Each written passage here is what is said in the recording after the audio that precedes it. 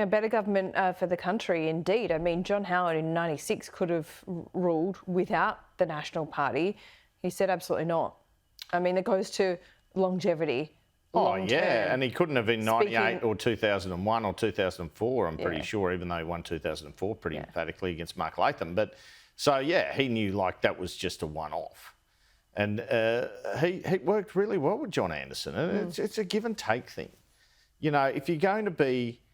But I do think the Jacinta Price thing played into this a bit, to be honest. Even though it was Angus Taylor didn't end up leader, the bitterness in that Nationals Party room at the Liberals recruiting her, whichever Liberals they were, that just set it all off on the wrong foot. But they're being seen, the way they've done it, even from a perception point of view, isn't good, the Nats, because they're being seen to have not given Susan Lee a go. If you're a fair-minded person there, you're going, well, she just lost her mum. They had one face-to-face combo and they'd blown up the show. And she's not even saying no.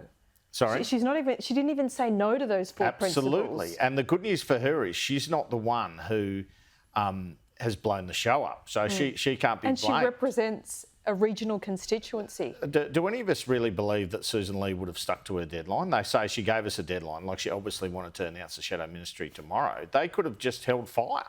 Yeah. I just think it defies logic and political wisdom. And I even wonder if some of these people in the Nats party room are setting David Littleproud up, to be honest. Because I asked him about that. And what did he say? Yeah, well, he asked, I said, is this all partly about Matt Canavan, looking over your shoulder just a little bit?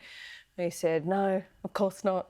You know, I've still got political fire. This is principled, and if I ever think that, you know, I don't have the fire in me, I'll step aside, but my time hasn't come yet. So no, he likes that job, and I just think if you were going to set the guy up, let him walk away from it. Then when they're on the backbench, he can get blamed. Then you can roll him. Maybe this is all about making the Federation Chamber great again, Andrew. What do you think? Making the backbench great again. They better get used to the Federation Chamber if they want to make some points. Right? Honestly, they're going to have less money, power, relevance. They're going to be way back in that backbench. Wait for our first question time we broadcast. I think it'll be in sort of the last week or two of July. And then it'll be so stark. I mean, if they're smart, the Nats, they'll try and get a deal before then. They should be on the phone now saying to Susan Lee, we didn't mean it. I just think the arrogance, and yes, they did hold all of their seats. They didn't win Calais, former Nat, now independent, sure.